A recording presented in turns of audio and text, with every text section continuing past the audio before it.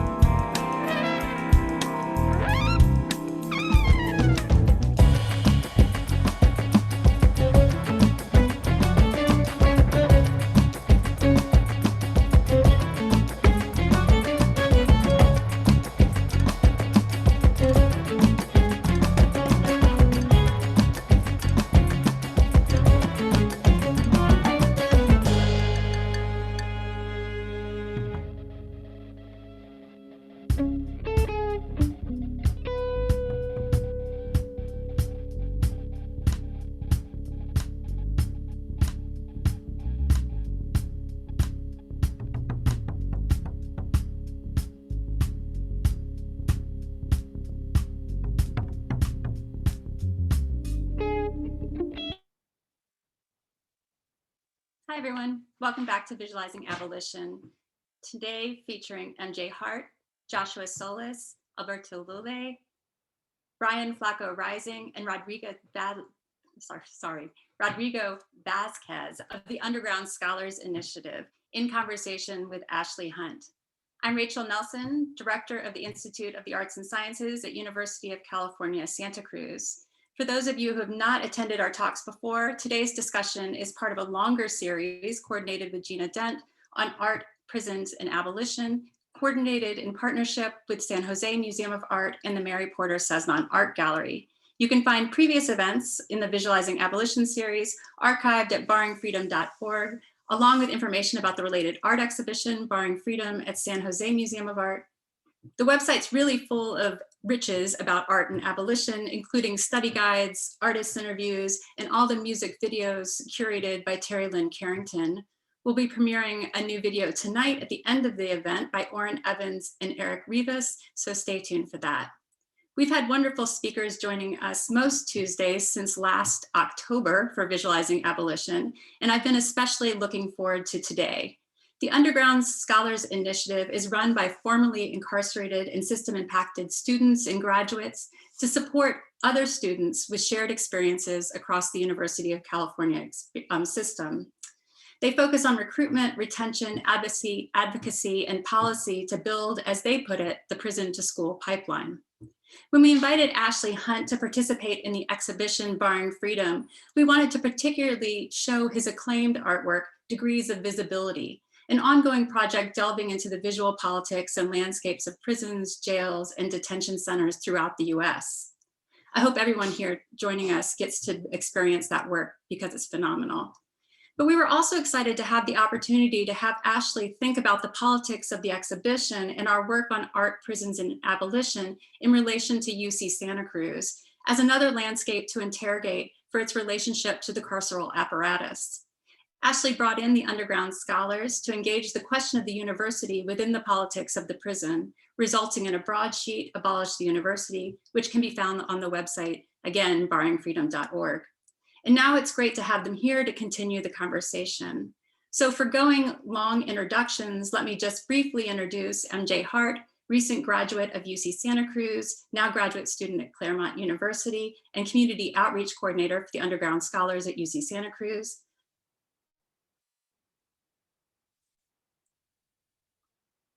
Alberto Lule, an artist and student at UCLA. His work was just featured in eFlux. Flaco Rising, currently at UC Santa Barbara, and Rodrigo Vazquez, one of the founders of the Underground Scholars from UC Berkeley, now a graduate student at UCLA. Thank you all for taking the time to join us, and thanks for your work on the exhibition and for being here today. I'll turn it over to Ashley, and Gina and I will look forward to joining you for questions later.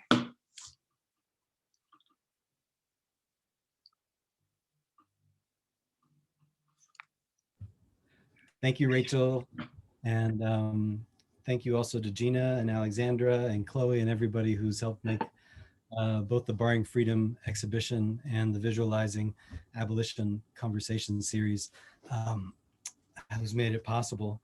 I have just a few thoughts I'm going to chart through to kind of set up our conversation, then I'm going to get out of the way as much as possible and just as lightly as I can help moderate some of the points that we all kind of developed in conversation with one another over the last few months around the question of abolition in the university, or what is carceral about the university, and maybe what do we do about it, and the Underground Scholars as being one of the most important organizations that I can think of with which to think through those questions. So as someone who's been working as an artist for 20 years, both within and outside of the movement, both to end and to see beyond the prison industrial complex, and within today's renewed call for abolition, I've seen a tremendous tremendous evolution of the prison-themed art exhibition, many of which I've been a part of over the years. And I wanted to note that that both Barring Freedom and what seems to have become kind of serendipitously a sister exhibition to Barring Freedom, which is Nicole Fleetwood's Marking Time exhibition at PS1 MoMA, which I've also been very proud and lucky to be a part of. Both strike me as paradigm breakers in a certain way, and I wanted to think through something very quickly about how I see that paradigm being broken and how that is important to what we're going to actually talk about today.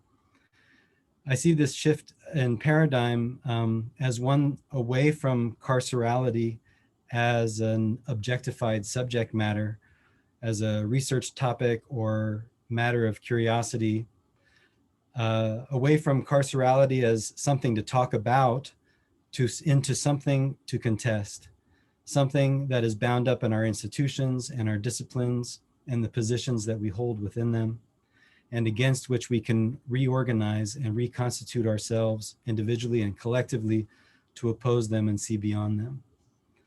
In Marking Time, this anti-carcerality, I would say, lies in its deferral of the carceral barriers of exclusion and the erasure of human value and meaning, which structure modern art, contemporary art, much of Western art, and determine whose work should and should not count for serious consideration within contemporary and modern art.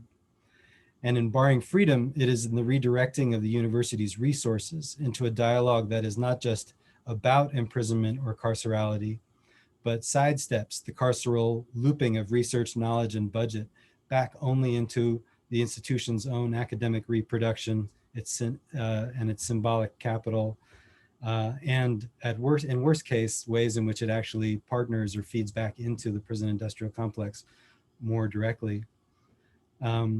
As with each of the 4 critical resistance conferences that have taken place over the last 20 years that have in many ways given us a kind of timeline for the reemergence of the discourse of abolition within our social movements.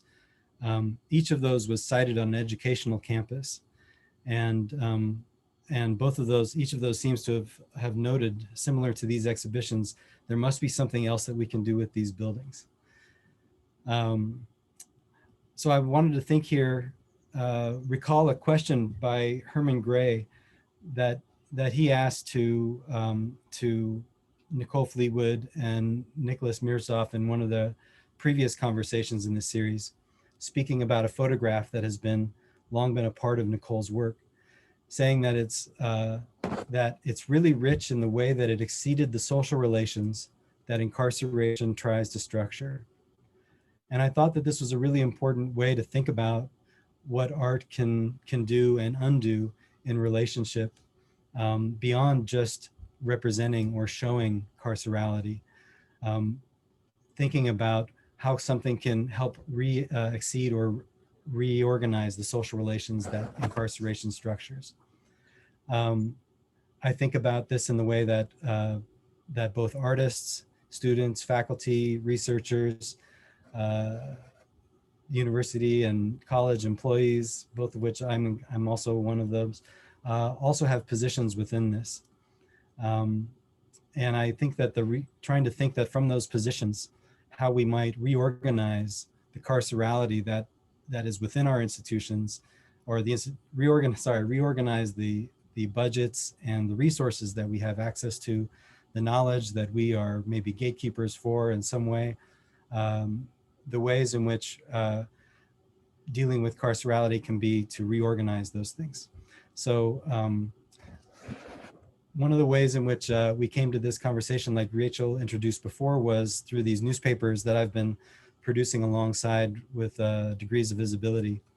And one of the principles for me in my own work for many years has been to always think about not just what it is that I want to say in my work, but how can I use that work as a chance to bring other people in and the conversations that they're having into the work, and introduce their own organizing, offer a platform for their own campaigns and so forth. And in one of the previous ones, the one that was done for the exhibition of Degrees of Visibility at Pitzer College in 2019, one of the people who was a part of that conversation, which was about the carceral landscapes of Southern California, was Dylan Rodriguez, who some of you might know, who is an amazing activist and scholar and teaches at UC Riverside. And I'm just going to read you this little part, which got us here today. And he says, Dylan says, "There's yet another site to think about your question, Ashley, which is, how do you do abolition? Well, it's abolition not merely of the carceral regimes that are the most blatantly obvious ones, articulating racial domestic war, meaning jails, prisons, detention centers, but they might also entail things like public schooling, public research universities, and public community colleges, public teaching universities. These institutions, their logics of institutionalization, might actually need to be confronted and transformed, if not abolished as well." So that in a way from the 2019 newspaper was the starting point for reaching out to members of the Underground Scholars. I first met Alberto through a few things about a year and a half ago, and then Alberto helped me with everybody else who's here today. So thank you, Alberto, for that, and thanks for everybody for joining us today. One of the ways in which we started the conversation of the Abolish the University newspaper, which was starting with a different paradigm of mass incarceration in the West Coast than starting with the typical paradigm that we think of in terms of the plantation, which tends to be the dominant paradigm that we think through, or analogy. We start with some images of both the kind of territories of Native communities throughout California, and where treaties have been broken and those territories have been unceded, and then also a map connecting the different colonial missions that also structured the geography of California as a Spanish colony. And we're thinking about those as original paradigms of carcerality in the state of California, what is now the state of California. And so where we kind of jumped from there, we mapped on top of that where the UC campuses are. And this led us to thinking about also how the land for university campuses even became available through land grant university movements, and whose land that was in the first place. So if we jump through to today, the question that we were going to start with is just thinking about underground scholars, and in terms of the carcerality of the university, what is it that underground scholars has instituted, and what has it responded to?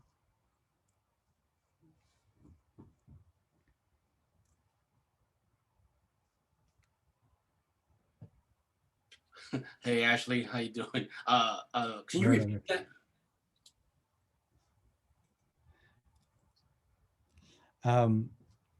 Yeah. The question is in terms of we talked about the carcerality of the university. What is it that's carceral about the university? But we talked about it through the framework of underground scholars, and what it is, why was underground scholars necessary, and what does underground scholars work to institute?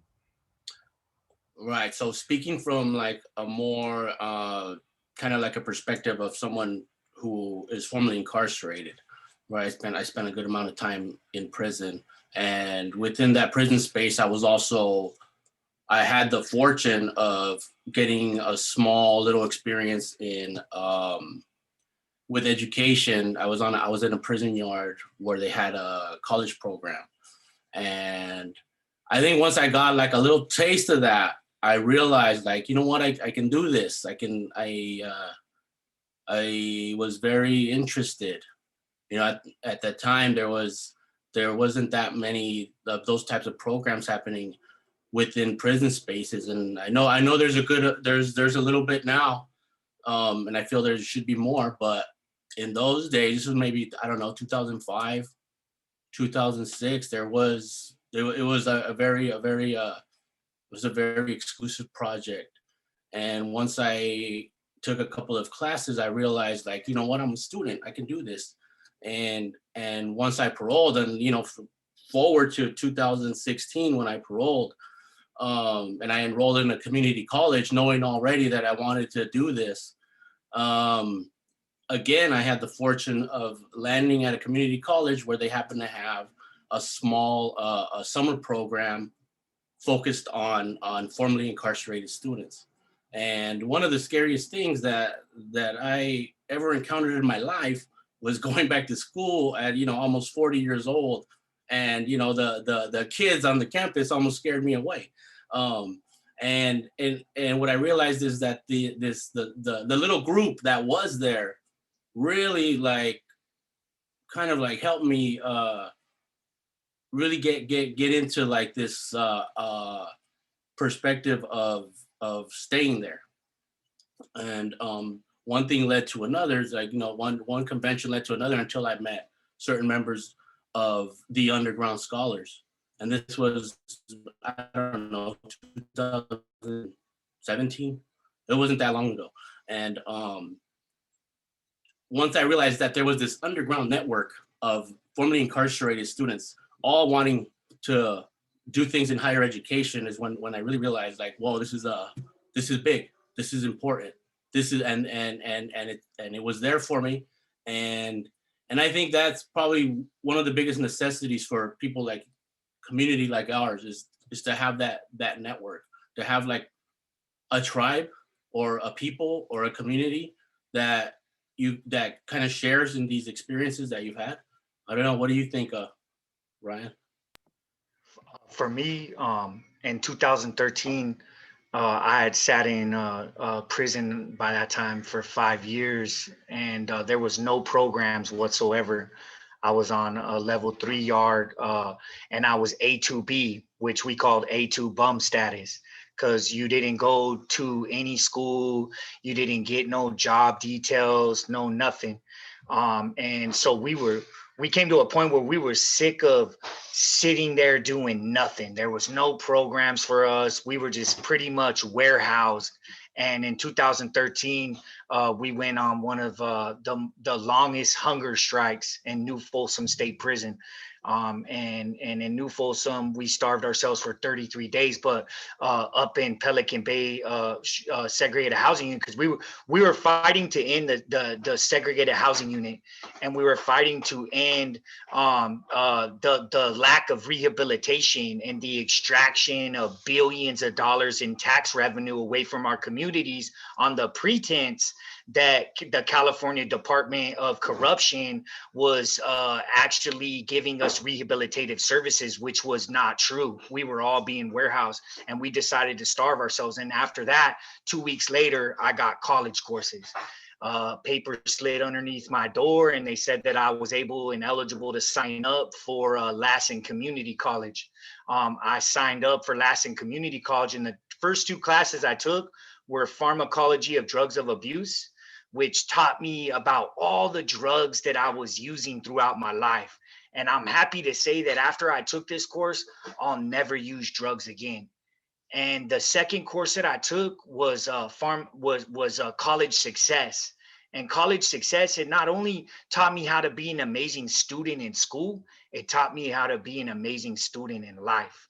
And I got 2 A's in these classes. And these are the first 2 A's that I've ever received in my whole entire life. And it uplifted my confidence, and it showed me that I'm a scholar.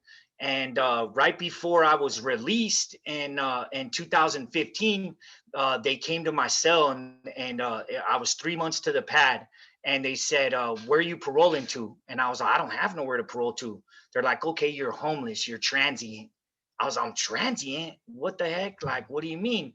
They let people leave prison transient, and they have to go and pitch a tent in downtown wherever they land, and they have to sleep in these tents and until they can get housed into a rehabilitation center.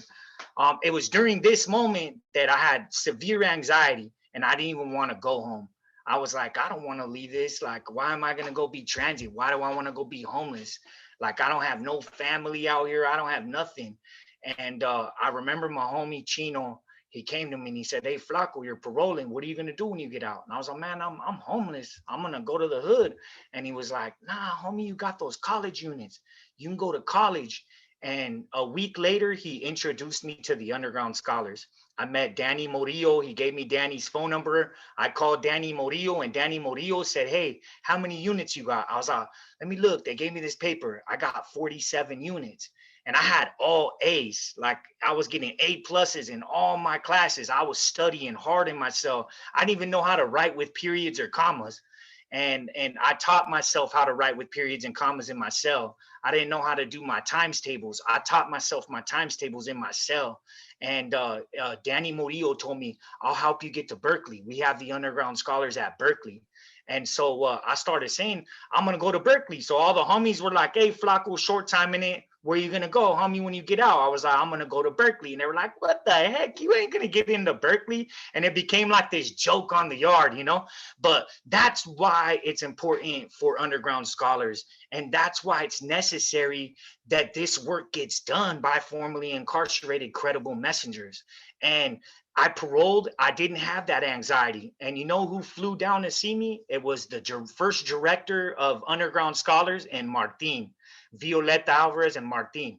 They flew down to San Diego, paid with the money out of their own pocket to come meet me. And they took me out to Starbucks, and I had my first ever Frappuccino in my life with them.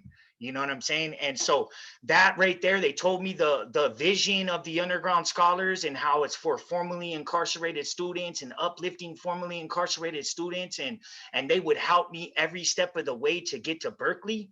And I was in. I signed up that very day and was like, look, I'll do whatever it takes to follow this vision that you all have. And I've been fighting for this vision since I've been home. And it's given me something to become passionate about besides using drugs and the things that I was passionate about before. It was like I transferred all those skill sets that I learned in the streets to higher education. And it was transferable skills. And so now I'm creating organizations in the community college. One's called the Urban Scholars Union, co-founded that for formerly incarcerated in San Diego City College. And I'm talking and I'm using my voice, and it's being empowered and uplifted. And this was imperative to help me not only heal, but help me become empowered and give me the confidence to reclaim my story, reclaim my life. And instead of these systems that are in place controlling and using my life as a number, I was able to rise above that. And I was able to break the cycle of recidivism that I'd been trapped in since the age of 12 years old. And so Underground Scholars played a huge role. And my last final little point is I got to say no to UC Berkeley. You know what I'm saying? Like they gave me a full ride scholarship to go to Berkeley, and I got to say no to Berkeley. You know what I'm saying? And that, to me, that was empowering. You know what I'm saying? Not too many people can say that they denied Berkeley. You know what I'm saying? Like, and I chose UC Santa Barbara, and I chose UC Santa Barbara because there's nothing here for formerly incarcerated students. So it's imperative that we have programs in every university and every community college across the entire country for formerly incarcerated, and it's for us, by us. And that was, a little bit of my journey, and I'm glad that, and I'm very grateful to share it with y'all. Yeah, thank you, Flaco, and thank you, Alberto, for sharing both. And I'll just briefly touch on y'all, they both just shared the strengths and why it's so necessary for Underground Scholars. You see that it's not just creating, a support system, but it's creating a pathway from, incarceration to the university. And you see that university, gaining an education, weaponizing your mind, it allows, the liberation of ourselves from the carceral society. But in that, there is challenges within the university being a mirror to the carceral society. So also Ashley briefly touched on, the university being a gatekeeper of knowledge, opportunity, a better life. So you see, it's like we have to work within these systems, but we don't, the important part is that we transform these systems as well, like the space, not just systems, the spaces, because it's so necessary that we build this bridge, and as you've seen before, or you heard right now, and also I guess y'all will have the experiences of having like imposter syndrome.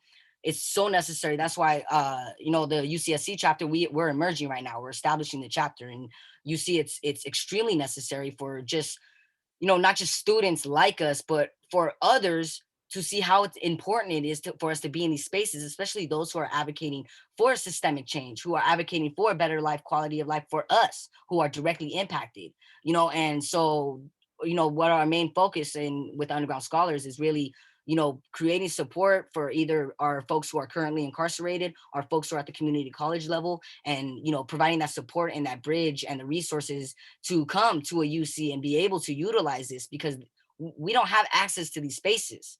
And then once we do get access to these spaces, if we don't have that community and support, we're going to fall off. You see, like how Alberto was sharing, man, I was also getting like kind of scared off, like, damn, do I belong in this? Because there was no chapter at UC Santa Cruz when I first transferred. And there was no like a program to support formerly incarcerated students at my community college at Foothill College. So literally moving within these spaces and having to carve out our own space, it's so necessary to have the Underground Scholars and to have spaces where not only we have community, but we're carving out our space. We're getting our voices heard, and not just advocating while we're in class. because a lot of what I noticed when I transferred to UCSC, a lot of what we're learning is what we've actually lived. So these students who don't have any experience in it, who are just learning it from a book, we're actually providing, you know, this firsthand experience, lived experience of what they're learning. But many times it just re-traumatizes us in these spaces. So in having underground scholars, as Flaco was saying, it's empowering us, you know, it's allowing us to have our voices heard. It's allowing us to transform these spaces, it's allowing us to critique these spaces and see ourselves within it. And I would like to pass it to Froggy so I can give you a little context of how the underground scholars was started. Froggy. Well, in terms of how I started, I mean that's like a long combo, but I transferred to Berkeley in 2014. The conversation I think started a little earlier, around 2013. When I went to Berkeley, I already had about 8-10 years of organizing under my belt, organizing against gang junctions, gang database, to reform the three strikes. So I had a lot of policy experience. So when they were putting together underground scholars, I jumped in and I fit in perfectly, and I started an advocacy component, the policy committee, to look at policies, and also for us it's not just on campus, but also how do we connect to the local, county, the statewide initiatives, campaigns. You know, how do we build this bridge, and how do we leverage being a Berkeley student? You know, what does it mean? You know, when people talk about um you know, like language, and I think that's one thing in terms of like abolition and university is I want to kind of tone in is like the language.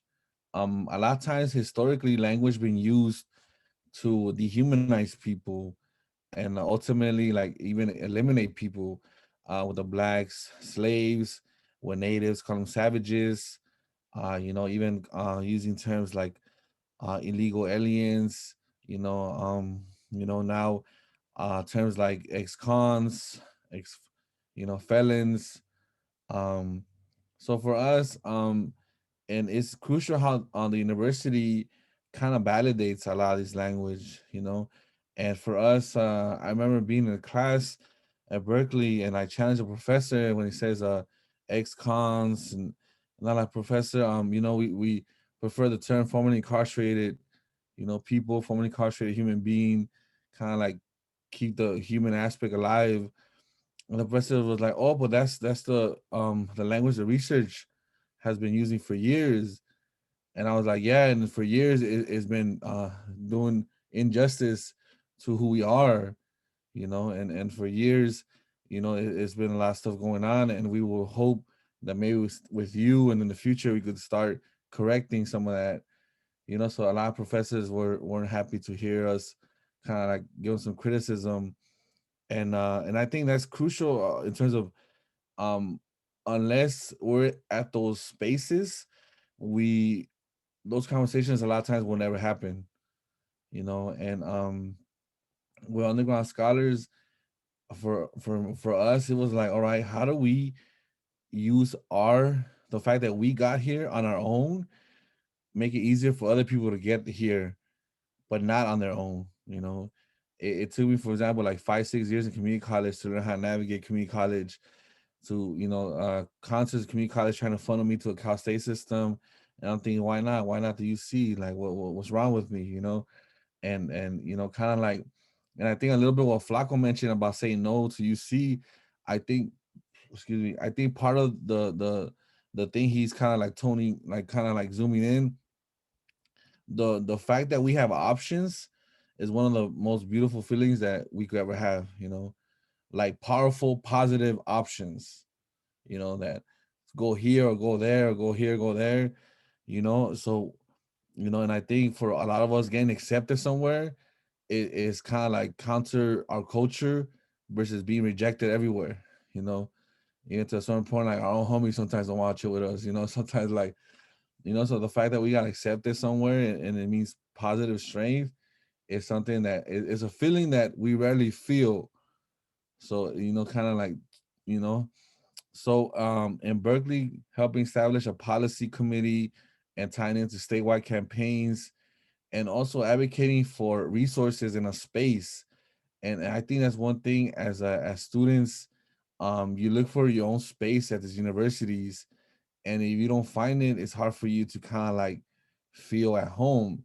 And it's not about feeling safe, because a lot of us don't feel safe at universities and don't feel too comfortable. Um, but at least give us a little space where we could build and work with.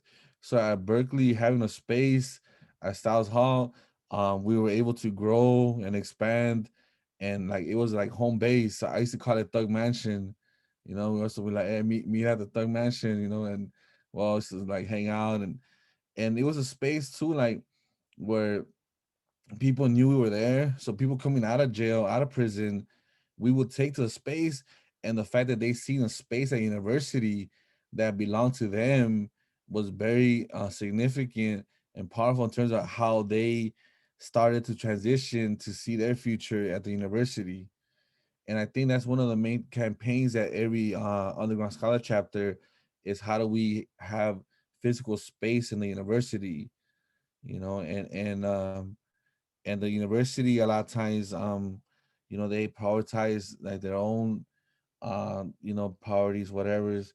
But in terms of like back to language, um a lot of times, even we call these professors experts a lot of times, that kind of like study uh basically a lot of our lived experiences, and the way we kind of like treat them, kind of like the red carpet treatment, the fly them out, pay them like stipends, couple $1,000. They publish a book of stuff we already know, we lived. They feature us in the chapter. But a lot of times when we get asked to speak, and I feel like we bring more value and more meat, you know, to the conversation, we get like a Starbucks gift card or like a pat in the bag or something. So the concept of who are the real experts, you know, and does the university make the expert, or does the lived experience make the expert? And it's how do we um challenge the way the university gives value to people, you know, and like for example, um if you get locked, if you did something wrong, you got locked up, society sees you like with less value. But if you go to school and have these degrees, society sees you with more value. But what about if you're both, you know, like I mean, you're like kind of in the playing field. So so for us, it's crucial to highlight like a lot of policies being made for reentry and incarceration, and we don't need people to kind of like talk about our experience. We could do that ourselves, but also we need to be in those tables.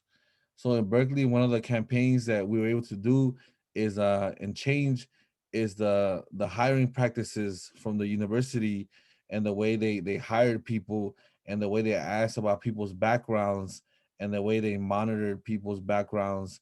And we were actually able to include language that we felt was a little more positive. So now UC Berkeley and their employment practices, when they're hiring, they say something in terms of like in terms of like UC Berkeley does hire and has hired people with previous like records or something like that.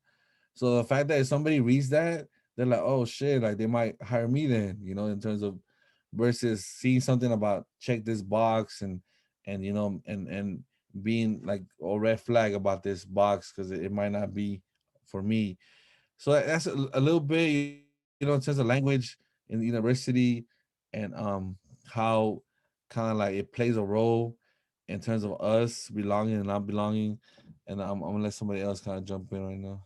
I think briefly before Ashley goes to the next question, I will say, as emphasized right now, how much it's important to have institutional support for these programs. A lot of what everyone's talking about, it's all been self-started. It's all been everyone hustling. We need institutional support, sustainability, not giving us gift cards. We want space. We want funds. We want to be acknowledged, not just for our humanity, but what we bring to the space and expertise. Just want to briefly say that. And go ahead, Ashley, if you want to go to the next question. Well, real quick, in terms of like, um, I want to give credit. Um, Part of the reason Underground Scholars started was because we had two people that were traditional students, but they were system impacted. You know, they were in student government, like Wendy Pacheco and I think Valerie. I forgot her last names. I think it's with a J, but because they were in strategically in areas where funding was able to be kind of like moved, and they were allies, and they knew who we were, and they were part of Underground Scholars, and then they were able to give us like our first funding. I think we were able to get like 100,000 from the this pot of money that they had oversight. So it was crucial that like system impacted people played a crucial role in starting Underground Scholars, just to note that.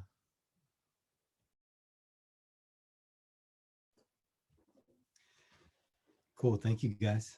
Um, well, I mean, going from there, I, I think one of the things that's also maybe shifts a certain paradigm too is thinking about um, how it is that you guys kind of get the space and resources that you need to one at the university. And one of the terms that Josh Solis, who isn't able to join us, he had a family emergency right before this. That he might jump in at some point, but he had to go deal with that. But one of the things that he talks a lot about in the newspaper that we put together is visibility, and that underground part of what Underground Scholars does is bring visibility, and it makes me think about, why is that important? Um, why is that important? It could seem to somebody kind of being kind of immaterial, and what does visibility, even mean if everybody's in a classroom, everybody can see each other? You know, um, so that I think would be really interesting to hear you guys talk about. And I think also um, uh, that it seems that one of the things that's incredible about Underground Scholars, again, is on the level of organizing. And sometimes we think about organizing just as like political organizing to get people to show up for a protest or something like that. But we don't think about the fact as much that organizing is how people get resources in their lives, or how they shape a community, or how they help lift each other up. And I think that Underground Scholars has kind of really expanded that sense of what organizing means to exactly the example that Rodrigo was just giving, in terms of how this first bunch of money came to let you guys build some infrastructure. I Um, I'll jump in real quick to just start this one. Um, when we started Underground Scholars, there was a lot of people that came up to us during the events to be like, "Hey, Froggy, I'm with you. I support you. I'm formerly incarcerated too, but I'm not ready to disclose that information. Like to tell the larger campus, to tell my professors."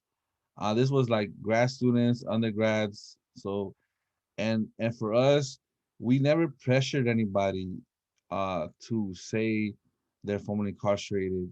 We felt like it was part of our role and the university's role too, to create a safe space where people felt comfortable sharing their experiences, because a lot of times it triggers trauma, right?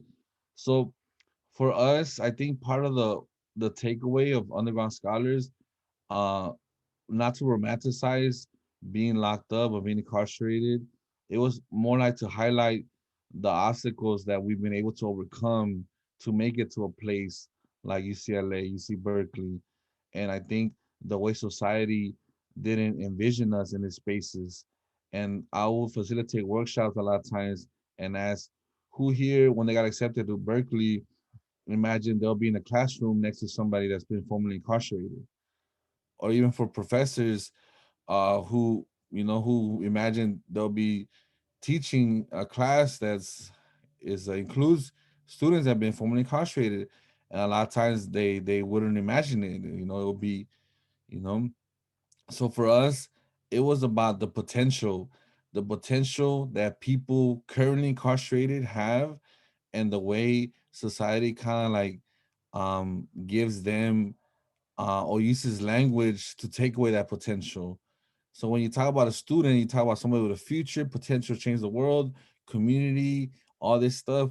But when you think about somebody incarcerated, a lot of times you think about failure, on lack of potential, no potential, kind of like that's the end of the, you know.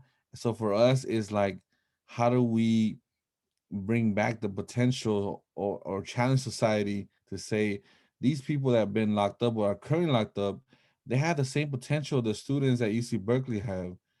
So that's kind of like one of the takeaways the underground scholars like really want to emphasize, that when you see somebody locked up or formerly incarcerated, you think like that person might have potential to be a Berkeley student or be a UCLA grad student. So that's kind of like, I'll start with that. I don't know everyone. Yeah, I do want to jump in because I really like how you utilize saying right now our potential and how people see us.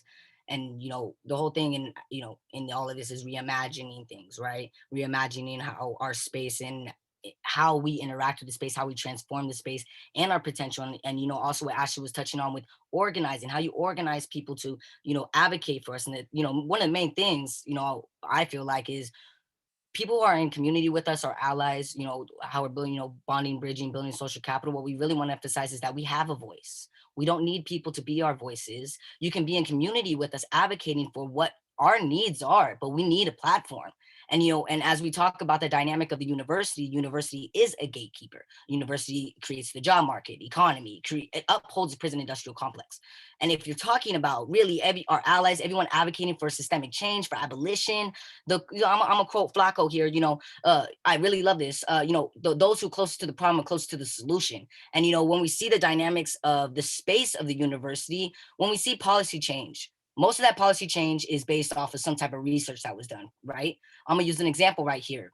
When I was interning at the Campaign for the Fair Sentencing of Youth in Washington, D.C., that is an organization that is, their mission is to abolish life without parole sentences for juveniles. And most of it is reshaping the narrative, changing hearts and minds, utilizing brain science, showing that children's brains are not developed until, well, about 25. And it's even more, it's expanding even more.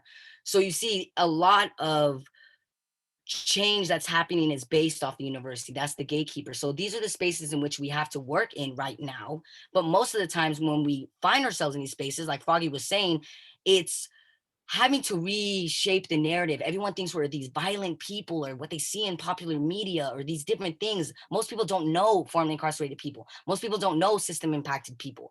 So, what I really want to, I try to emphasize is that not only is the work that we're doing, trying to transform these spaces, but it's healing for us to do this work.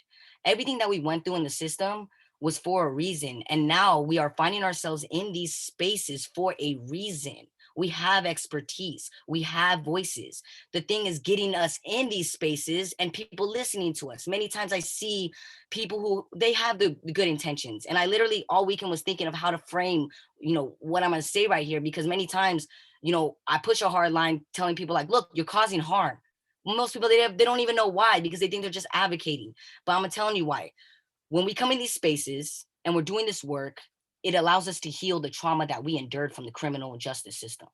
It allows us to have this expertise, to bring it to the space, to transform this, to bring it. So when we're in these spaces and people who most of the time it's dominated by people of privilege, and when we come to these spaces, if we're telling you something that we don't like or it doesn't sit right with us, or we're trying to give you some type of input, when it doesn't fall in line with their narrative, many times we are alienated, we are ostracized, we are constantly pushed to the side, and all this. And I literally just went over this like the last couple of weeks dealing with this with people who act like they're our allies. And that's why I'm bringing this to the spaces that when you do that, when you're dominating a space that is more than just us transforming it, it's healing for us and doing this work, you are perpetuating the same harm that's being done by the carceral society. You're pushing us away and just tokenizing us for the moments of this event, that event. You're doing the same thing. What we need is space. What we need is sustainable support and allyship and utilizing our voices, and I just want to last thing here because it's bigger and I don't want to take it too much space. We don't have a lot of time.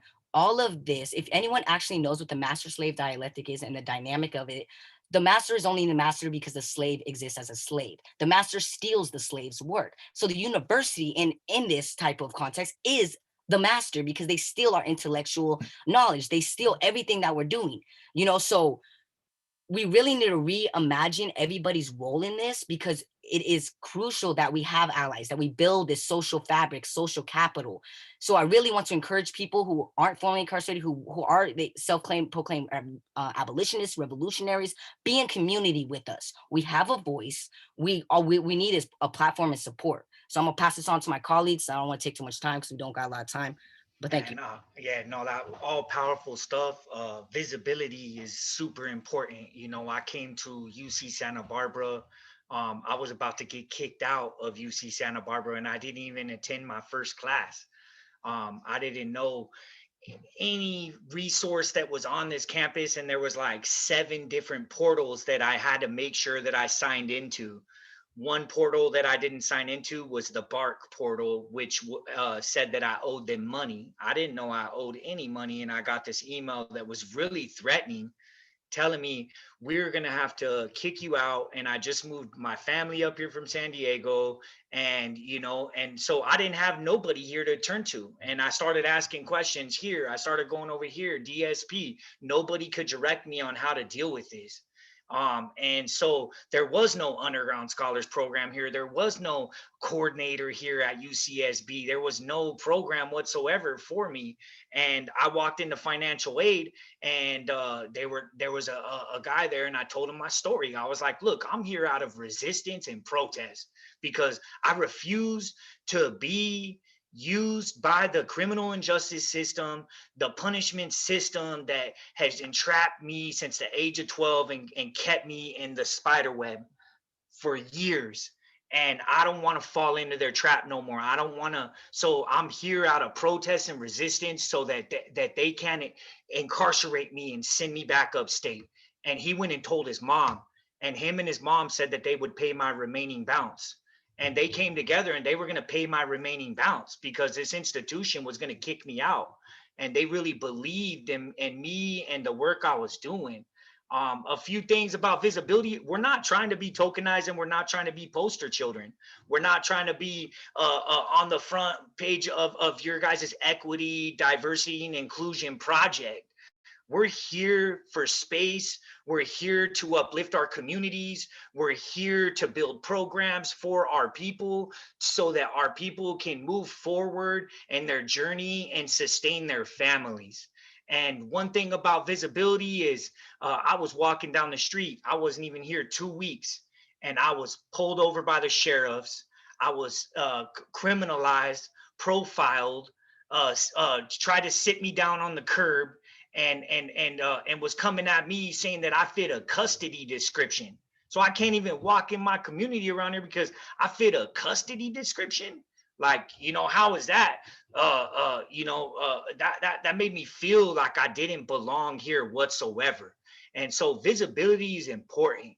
And what the Underground Scholars is establishing across the UC and across the state, and community colleges is giving the freedom back to the formerly incarcerated and incarcerated individuals so that they can reclaim their stories, and they can become the researchers instead of the research subjects.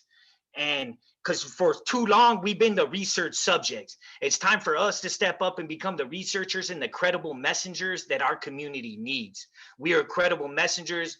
We have the lived experience, and we're tired of being stripped of our culture. We're tired of having to assimilate into this dominant culture that does nothing but use us to get funding that doesn't even go towards us. It goes towards different projects and different pockets that have nothing to do with uplifting our communities and uplifting us and abolishing the criminal punishment system. You know what I'm saying? So I'm at a point right now where we're here, and we're here to stay. And it's for us, by us, and either you're with us or you're against us. But no matter what, we're gonna push forward together as one. And I give all thanks to the Short Corridor Collective. They came together, and they really were the credible messengers that we needed. And they told us, the agreement to end all hostilities, all that. And now it's out here in the community, and we're here now, and we're here to stay, and we're here to uplift our communities forever. Right on, Flaco. Before we go into that slideshow, I know Bertha wants. I just want to briefly say, for y'all who aren't formally incarcerated and don't, I know this is about the university and mirroring the carceral society of institutions. And I'll tell you, it's the policies and practices of the university, how they are upheld today is mirrored in prisons. I'm talking about disciplinary, student conduct, the guidelines, CSOs, RAs, everyone being policed, over policed, the police not even helping students. But I'm gonna pass it on to Alberto so he can say what he needs to say. Go ahead, home. Yeah, I wanted to touch on what Flaco was just mentioning about the getting the resources off of the campuses and redistributing them to our community, and other aspects of underground scholars, like building a prison to school pipeline, like reversing what is already known as the school to prison pipeline. Those, I think, are like really clear examples of what it means to abolish the university. It's like the underground scholars are in kind of like this in-between area of these parallel kind of institutions, where you have institutions, correctional institutions, and then you have institutions of higher learning, which I always feel institutions of higher learning have been for people of privilege. It's an institution made for people of privilege, and those underprivileged or considered other, abnormal, criminal, they have their own institution, which is called the correctional institution. And so I think what the underground scholars does is they kind of exist in this blurry gray area between these institutions, with one foot in each institution. When I was walking around campus the first time, especially at UCLA, I started to, I started to really feel at home. I started to really feel like, man, I'm starting to feel like how I felt when I was walking laps around the running track on the prison yard. Why did I feel like that? It's because I started to notice similarities. And I think that a lot of what Flaco was just mentioning about taking these resources away from not away, but taking resources from the campus to redistribute to our people, reversing the school to prison pipeline. Those are all little examples of abolishing the university, right? Because a lot of, I don't know, some people feel it should be like burned down to the ground. I'm not sure about that. I kind of feel like we can keep the buildings, let's just restructure the system, right? And I think that's what the underground scholars do. That's very implemental in these small little wins, right? These small little skirmishes. I'm looking at it as small little skirmishes in restructuring the system. Yeah, I feel that, bro. And just briefly what you said within relation to Froggy, when we're talking about language, remember we were talking about language and it manifests as ideologies. What needs to be changed and transformed is the ideologies that are accepted, not just in our society, but the university, because the university is literally like a machine where people are coming in, getting programmed, and then coming out into the society, and their ideologies are being formed and shaped. And the reason why I said the mirror of both of the systems, like Berto just said, we have one foot in each one. And then you got to think about in the the prison system, who is the most people getting policed and criminalized and charged? And then when you think about the university, who are the most people going to conduct meetings, have BS? I literally had 3 BS reports. I went to the conduct meeting, wasn't found guilty because it was BS.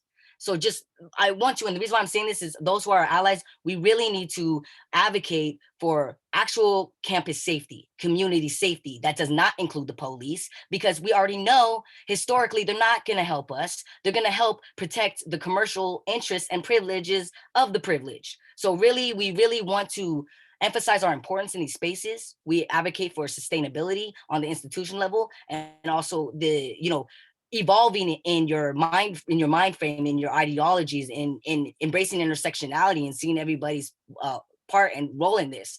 So I know we're gonna transition into the slideshow right now. So the homie Flaco and Berto are gonna take over. Yeah, thank you. Okay, so I'm gonna present a small slideshow that we were able to create, and which is also on a website, temporary website that we made specifically for this event.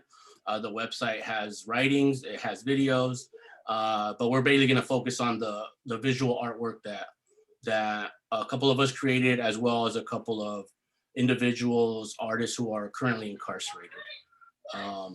So let me just provide the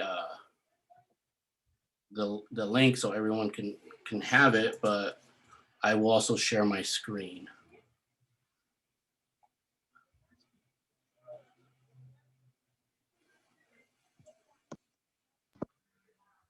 So this piece right here, so there's a lot of different pieces right here, and really powerful. This piece right here is the visiting room. This is how we have to visit when we're inside. And when we're in there, like we have to talk through a plexiglass, and usually it's in the county jail. When you're in, like the state prison or the federal prison, it's like in a room with a bunch of people with a bunch of cameras on you. This one right here, you can't hug your family, you can't talk to your family, but it's a beautiful art piece because it really catches how dehumanizing these carceral setups are, and how they rip you away and tear you away, and how punitive they are, and how not transformative and restorative. And so that's a really great setup right there. And then if you go to the next, this one right here, so humans, we adapt to anything. It don't matter where we're at, we can adapt. We're very adaptable people. And so this right here is actually a lighter. It's called a saltwater lighter. And what you do is you put those metal pieces into the socket, and then you use the wire to touch the lead, and it gives you a spark.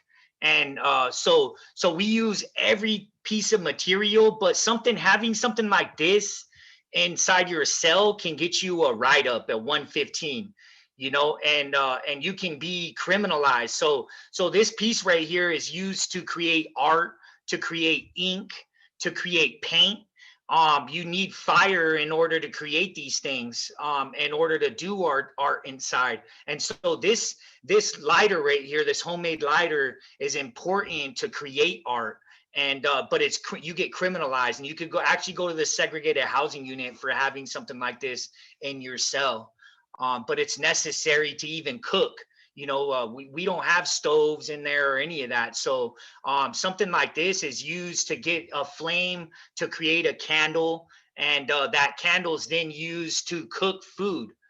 So that piece right there is an important piece, and it shows how us human beings adapt under any circumstances we're in and figure out ways to survive. And then it goes into this piece right here. Albert, do you want to talk a little bit about that piece and really break it down? Like, I really liked what you did right here, and I felt like it would be cool for you to unpack that real quick. Yeah, sure. So I have a series of artworks that I create. They're all titled the same thing, which is investigation, and then they have separate numbers. This one happens to be investigation number 6. And what I do is I find surfaces, which I then usually naked, I press my body against these surfaces that I find, or that usually they're surfaces that I feel like would not absorb certain things, that surfaces which you can leave like a clear fingerprint on. And with my body, I usually go through these motions that usually I have been placed in by people of authority, such as being put to the ground and arrested. So we all know that routine where they tell you, like put your hands on the hood and spread them.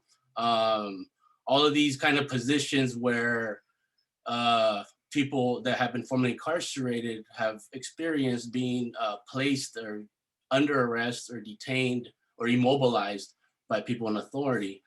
And the kind of like the black things that you see are actually my oils, or the fluids that my body releases that have been released onto the surface.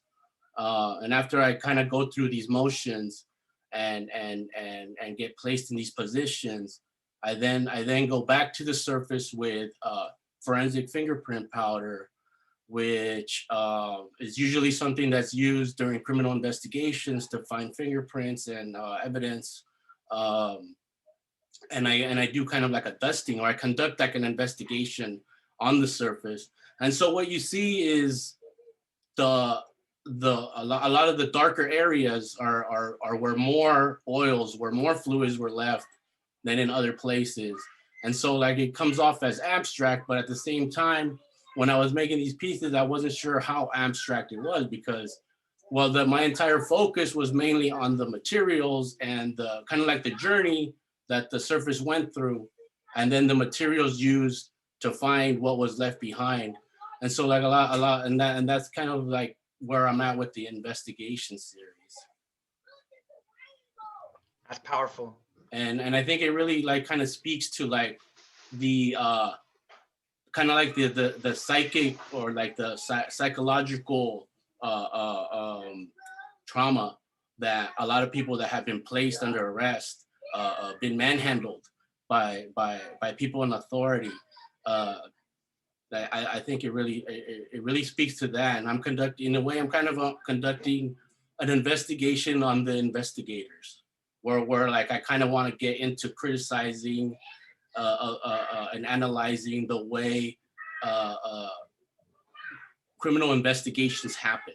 I think they happen in a certain way. I don't really have any data or evidence besides what I have here but I think it all kind of falls under this carceral system that's happening, where even like the CSI, the crime scene investigations are also part of the carceral system. Definitely. Thank you for that, for really unpacking that piece right there. It's really powerful. Appreciate that.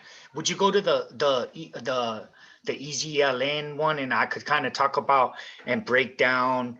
So right now, currently, I'm here at UCSB, and we're currently building an art exhibit within the library here.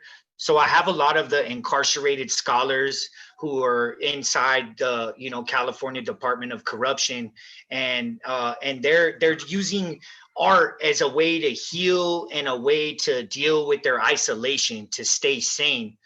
This piece right here was actually done by Philip Dorset. Philip Dorset is a political prisoner. He just recently went back on his appeals. The judge denied his appeal on the basis that he quotes George Jackson in his letters, and that he writes America with the KKK in the middle, and that he didn't agree with Philip Dorset's politics, and therefore he was going to uphold the gun enhancement, which gave him 25 to life. So he did this piece, and as we know, the Zapatista movement, they've been fighting off, NAFTA. They've been fighting off, the corruption of capitalism. And it's important, if we're going to talk about abolition, we need to talk about abolishing capitalism.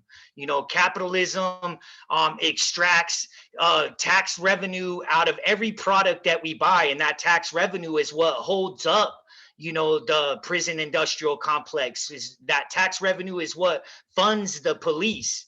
And so therefore it's capitalism that's actually attacking us all, and actually pinning us all against each other. And what the Zapatistas had put together, and Philip Dorset really taught me this, is they brought unity together, and brought unity back to community. Because as it stands right now, there is no unity within community. We're all isolated, and we're all siloed and pitted against each other.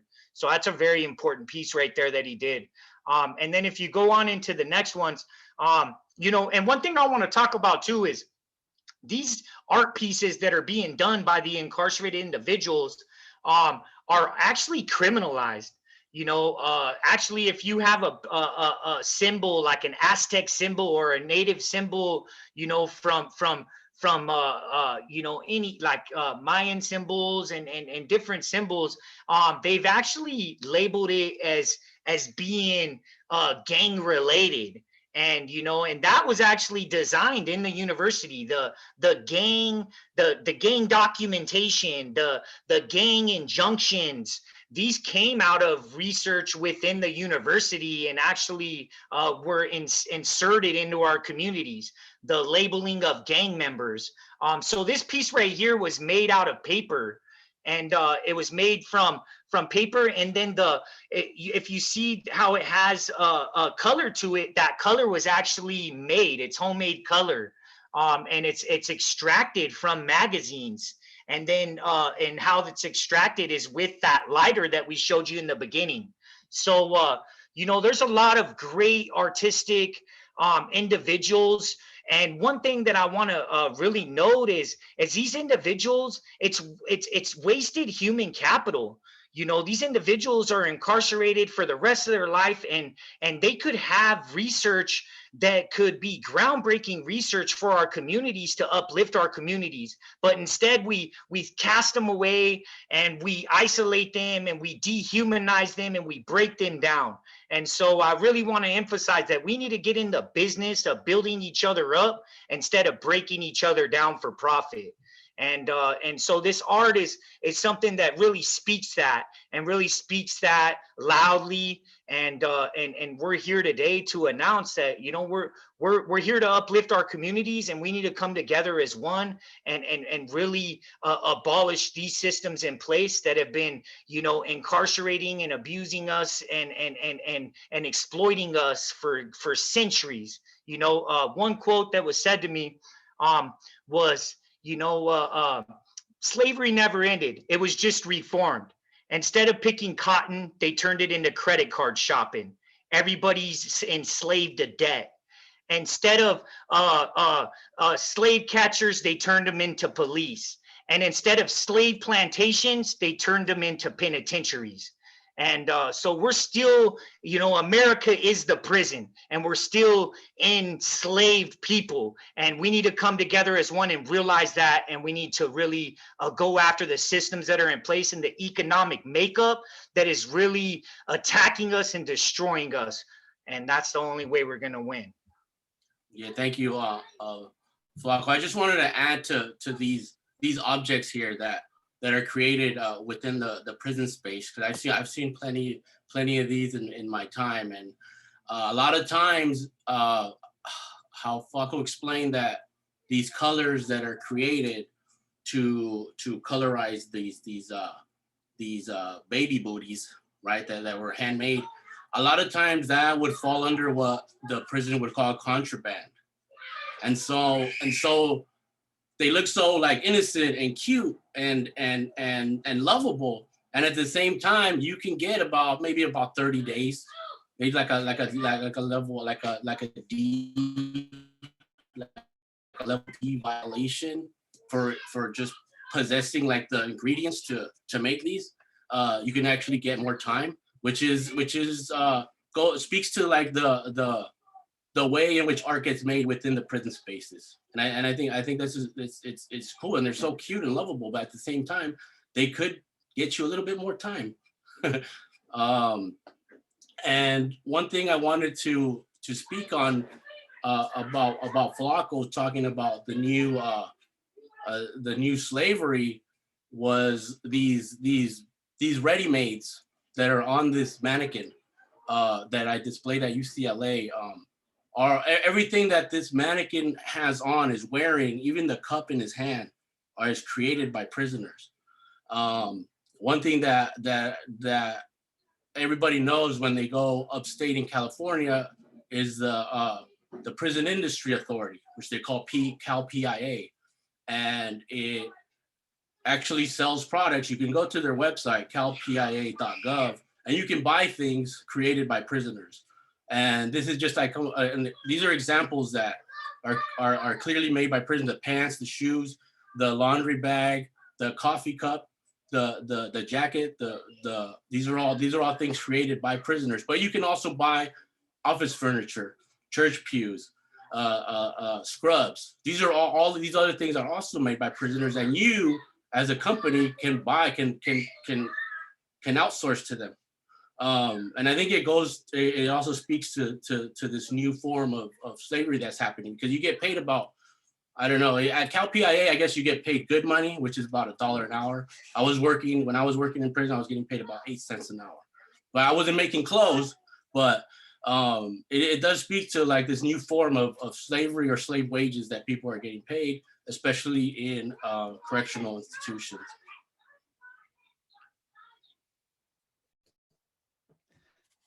Thanks, Alberto.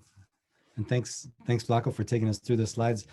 Just quickly, we're out of time because Rachel and Gina were gonna join us again to help with the Q&A and have something else to share with us. But I also wanted to just shout out that one of the pieces in there, I'm sorry we didn't get to it, MJ, is a sketch for a mural that MJ just got approved to put up at UC Santa Cruz. So congratulations, MJ, there. So I hand it over to Rachel and Gina. Well, thank you all so much for what you shared. And I wanted to say that you appear to be no longer underground. Hopefully people are watching and getting to know you, and that's wonderful. And I wanted to share something with you. It's a message that came in from someone who understands a lot about where you've been, and I think we want to play it right now. A nod to underground scholars. Hello, Professor Gina, and to my colleagues in this project, MJ Hart, Joshua Solis, Alberto Lule, Ryan Flaco Rising, and Rodrigo Vazquez. On the move, my fellow underground scholars.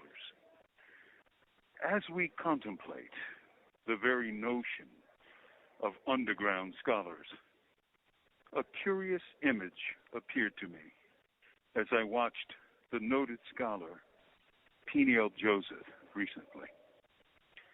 That of Malcolm X, indeed Malcolm Little, for we are speaking pre-liberation. We're speaking of a Malcolm who saw himself as a prison activist, who had made the turn from sullen acquiescence to vocal or written resistance.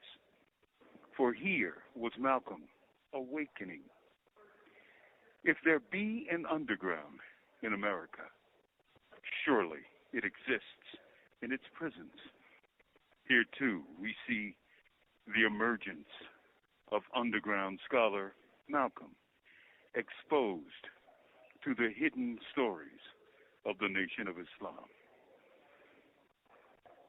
For the rest of his short-changed life, he read and studied incessantly. What does underground really mean? Well, literally, it means subterranean or under the earth. It also means hidden, right? Think of this. During the 80s, the flood stage of mass incarceration. This is a call from Pennsylvania State Correctional Institution, Mahanoy. This call is subject to recording and monitoring. During neoliberalism's emergence in the Clinton era, what did the state do? It outlawed Pell Grants to prisoners for decades, thus making knowledge hidden for many, yes?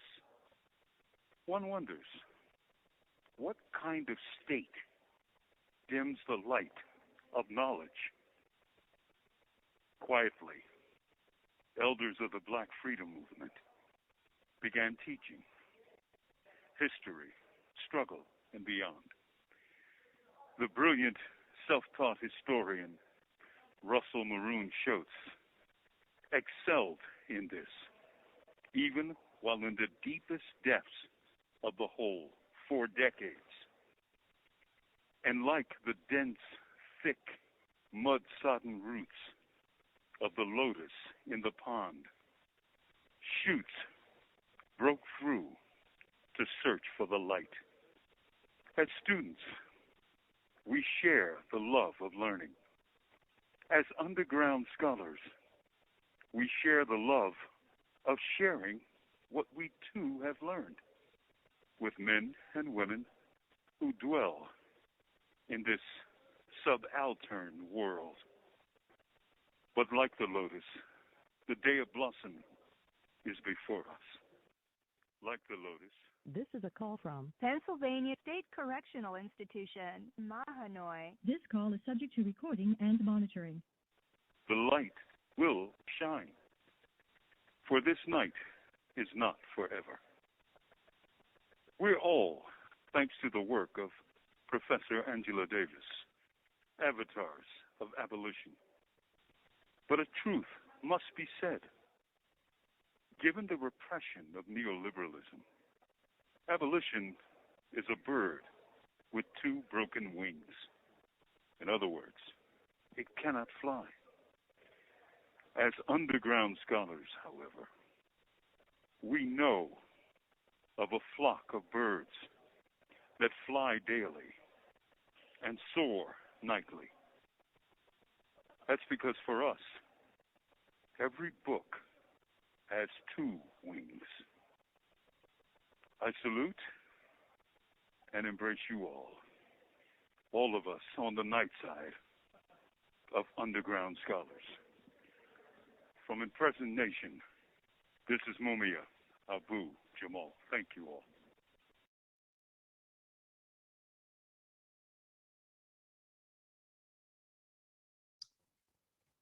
So I think a lot of us recognize that voice, but if you didn't, that was the voice of Mumia Abu Jamal, another underground scholar. And it was a salute to all of you and all the work you're doing. And after hearing you tonight, there is so much I think we'd want to ask you, but I think we just have time for maybe a couple of questions. Rachel, do you want to start or would you like me to begin? Well, I want to make sure that too, to say out loud that Mumia, of course, is a graduate student at UC Santa Cruz. Yes. So he is an underground scholar, both, you know, I would say he's one of us, very, very literally. He's one of our family. And yeah, I was thinking, I can get us started a little bit because I was thinking about this ways in which you're talking about the problem of the imagination in relation to the classroom. I mean, I think that Rodrigo said it very, very well, right? Who people are imagining to be in the classroom, who faculty are imagining to be in their classroom, who other students are. And I'm wondering about this kind of radical reimagining that you're partaking in these kind of two different ways. Is one, you're insisting that people reimagine the classroom and who is in it, just by even acknowledging who is actually in it, because the classrooms have never been this monolith, right?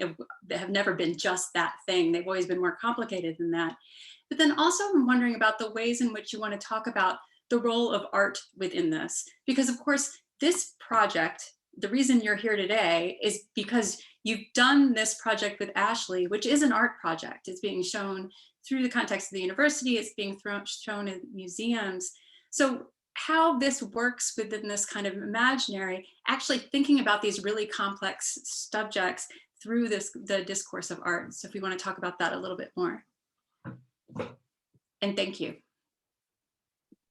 I mean, I'll say like briefly, I would say there is a narrative that is shaped and created through popular media and society. And I think that with art, it is a way of communicating what words fail to do many times. And I believe that through the art that many of us create, really helps to humanize us, both our experiences and struggle and our resilience and healing. And also it helps to create and shape the narrative of who we actually are and our actual experiences, and not what people just think, or maybe they're even implicit bias that they don't even know that's what it is because they're constantly being fed things subliminally through popular media and everything else. I know for myself, creating art is a way of not only healing through the creative art therapy process, but in a way of communicating and articulating what I basically went through the struggle in the criminal justice system and coming out and being able to create this in a way that I once like for the mural, for example, the mural consists of my court documents, and it has a big statement saying dismantle the criminal injustice system. All those court documents are really starting since I was 11 years old up until almost 19. So a lot of, you see that journey and what basically endured and came out, and then now what I'm doing, and it's on a UC campus as a UC student. And then it's like, yo, this is someone that I've seen in spaces. Looking at this, it allows people to reimagine for themselves exactly who we are, our place, our expertise, our, you know, the support that people want to even give us or view us or amplify our voices, and you know, and just seeing that. So I'm gonna pass it on because I don't want to take up too much space, but yeah.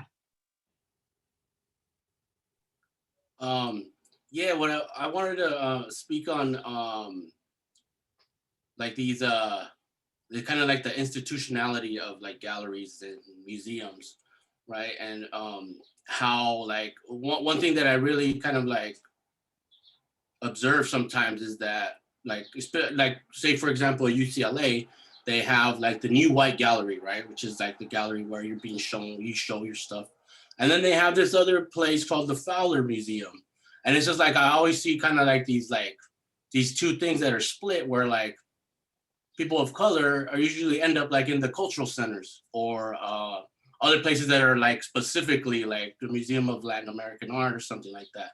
And that kind of goes to like where the privilege is. And that's why I really wanted to like destroy the New White Gallery. If anyone at UCLA is watching, and when I constructed the prison visitation booth there, a friend of mine, the artist Rafa Esparzo, showed up and he's like, you know what? Like, it just seems so like right in here.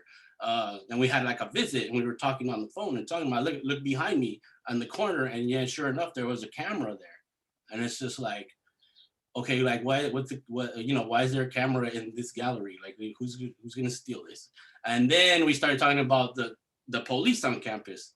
And so like, that's where you start to, those are like kind of examples of the parallels that I kind of like observe, right, between like these two institutions. They're not the same, but they're existing. Like one is the antithesis of the other. And so there's also this binary between cultural centers and museums of fine art. And that's kind of like where shows and exhibitions like this, like Barring Freedom and also Marking Time, are really groundbreaking, kind of shattering those two kind of like binaries that's part of the abolition too. This is where the artwork is also doing abolition work in that sense.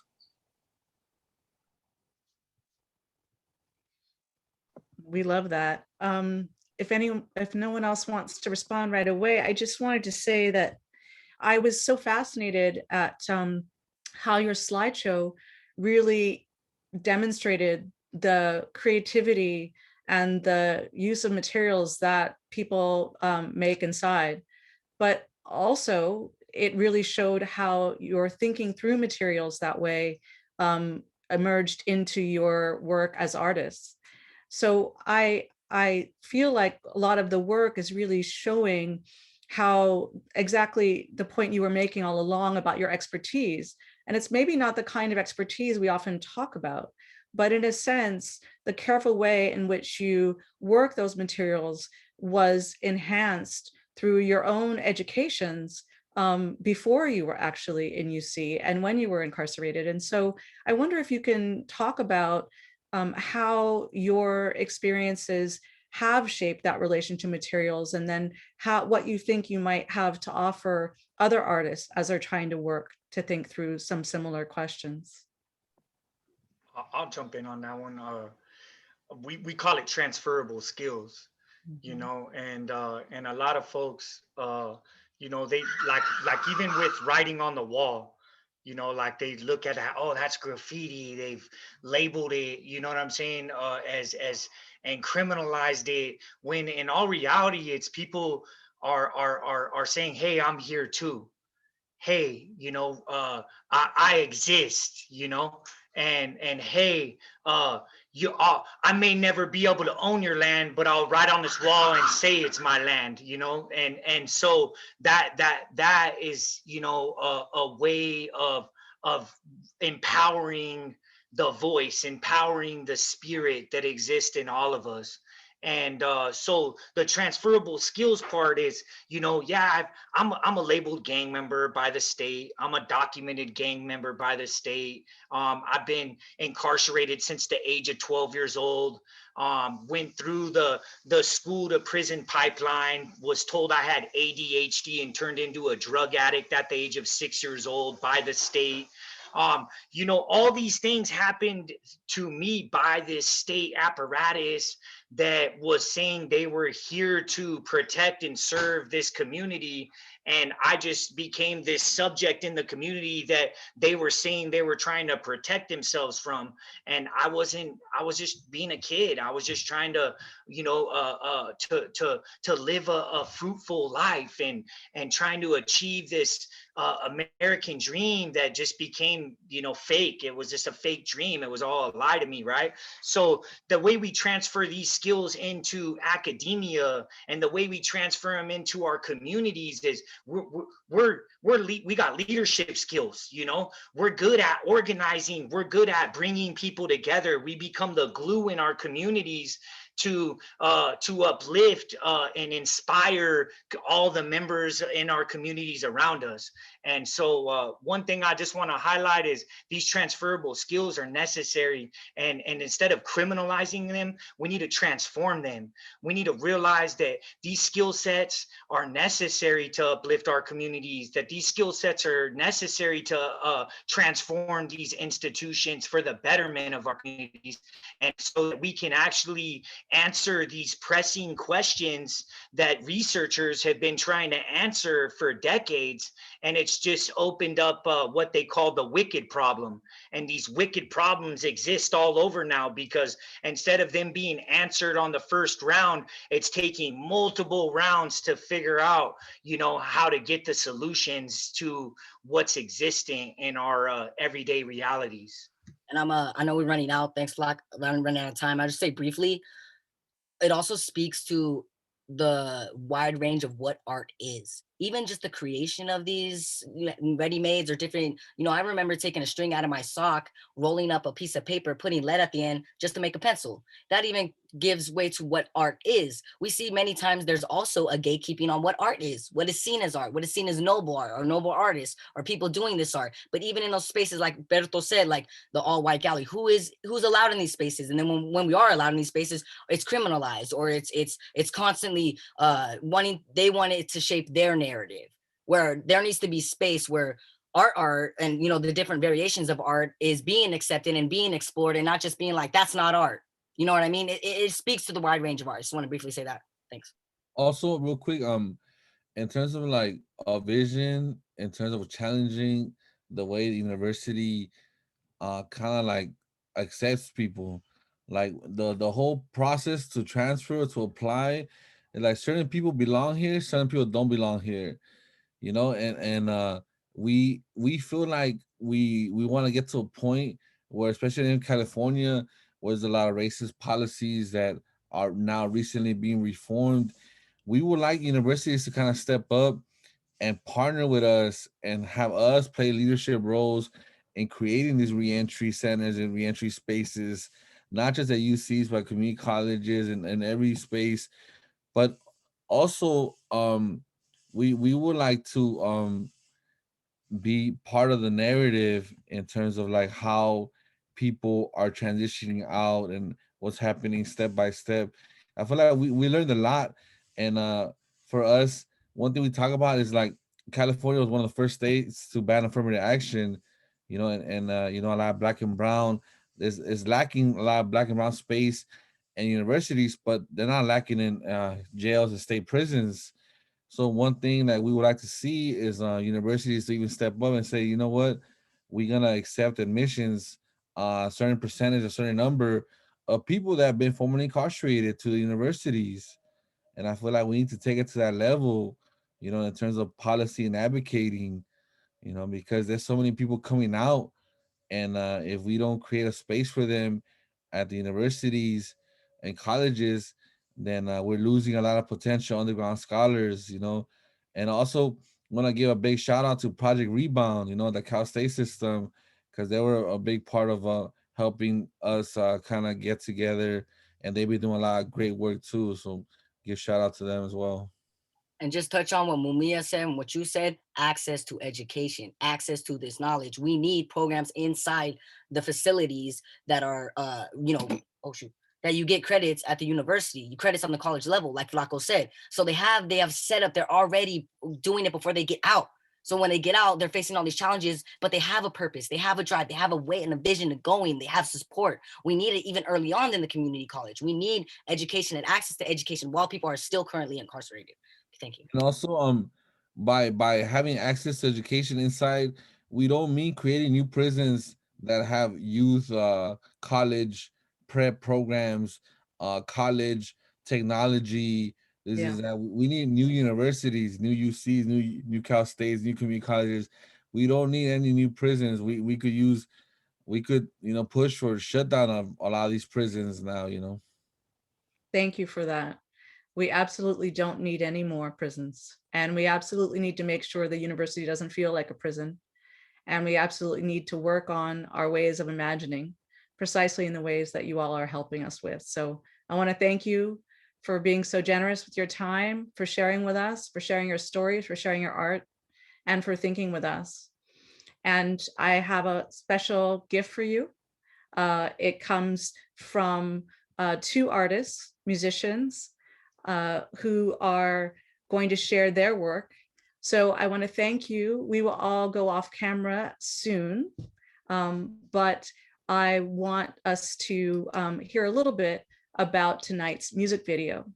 This is from the series that Rachel mentioned, Music for Abolition, that's being curated by Terry Lynn Carrington. And tonight's video comes from Eric Rebus and Orrin Evans, and it's entitled Piggly Wiggly. The lyrics are by Black Panther Chant, and the music is by Eric Rebus and Orrin Evans. And the description for tonight's video is actually taken from a newspaper, The Desert Sun, published in 1970 on May 6th. And here's the quotation. A song authorities said was taught to children during Black Panther breakfast programs, including the verse, oink, oink, bang, bang, dead pig, was released yesterday by police. Sergeant Dan Cook said the song was sung to officers by 5 children who were sprayed with a tear gas grenade they found at a Black Panther building and accidentally triggered. Cook said the reference to officers as pigs in the song was understood by the children. Part of the song, according to Cook, was no more sisters in jail, off the pig. No more brothers in jail, off the pig. And put the pigs on the run. The revolution has come. Time to pick up your gun, off the pig. Cook said the children were taught to march to another verse. Piggly wiggly, you gotta go now. Oink, oink, bang, bang, dead pig. A canister was found in a box of clothes in a garage where the Panthers conduct a free breakfast program for children. The boy accidentally pulled the pin on the grenade and sprayed himself, his 2 brothers, and 2 sisters. They were treated at Central Receiving Hospital for minor eye irritations and released.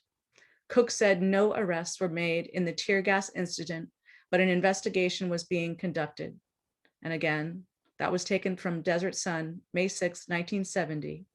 And tonight we have a video from Eric Rebus and Orrin Evans called Piggly Wiggly. Please enjoy.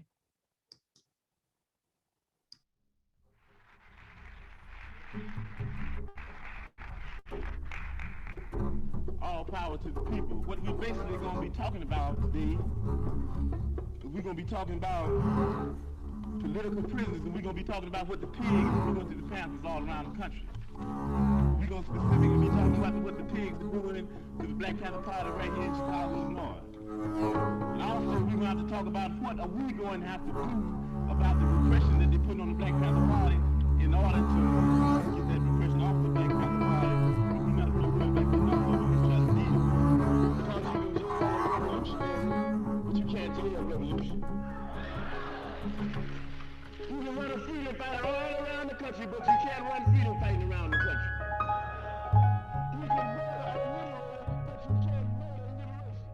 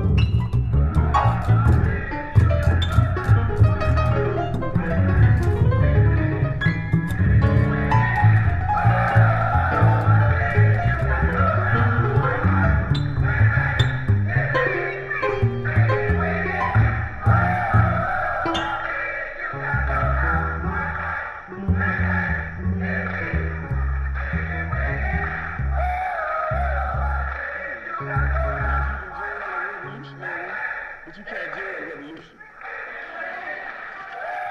You can run a freedom fighter all around the country, but you can't run freedom fighting around the country.